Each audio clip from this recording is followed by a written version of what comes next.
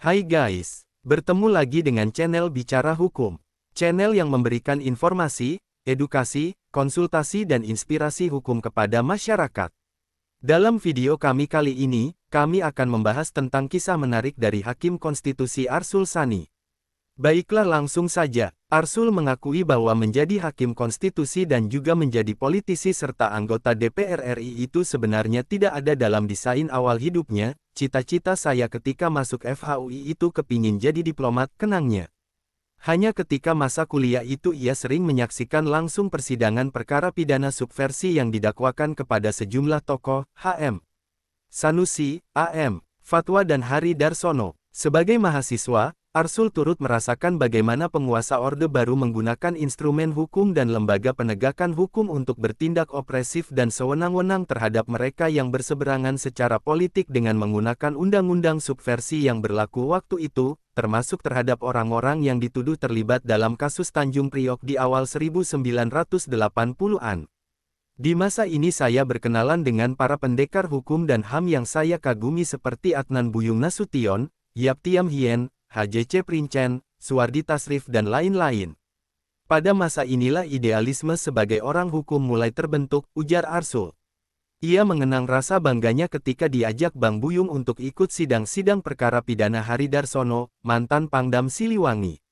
Di hari sidang, saya pagi-pagi datang ke Pengadilan Negeri Jakarta Pusat, menunggu Bang Buyung datang dan bahagianya luar biasa setiap diajak ke ruang sidang di lantai 2 Pengadilan Negeri Jakarta Pusat, kenangnya. Setelah perkara-perkara pidana subversi tersebut diputus, ia kemudian sering datang ke LBH Jakarta sebagai wartawan majalah hukum dan pembangunan FHUI.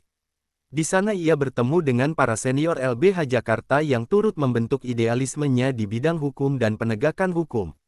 Saya banyak belajar dari para senior LBH seperti Todung Mulya Lubis, Mas Ahmad Santosa, Luhut MP Pangaribuan, Hakim Garuda Nusantara tentang pembelaan terhadap masyarakat yang terzalimi keadilan hukumnya. Saya belajar menjadi public interest lawyer, ujar Arsul.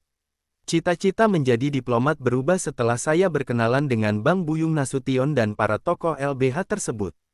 Saya ingin menjadi praktisi hukum saja yang bisa membela hak dan kepentingan hukum masyarakat di bawah, lanjut Arsul. Di LBH Jakarta lah Arsul memulai perjalanan hidupnya sebagai seorang praktisi hukum dan ia berhenti total ketika terpilih sebagai anggota DPR RI hasil pemilu 2014.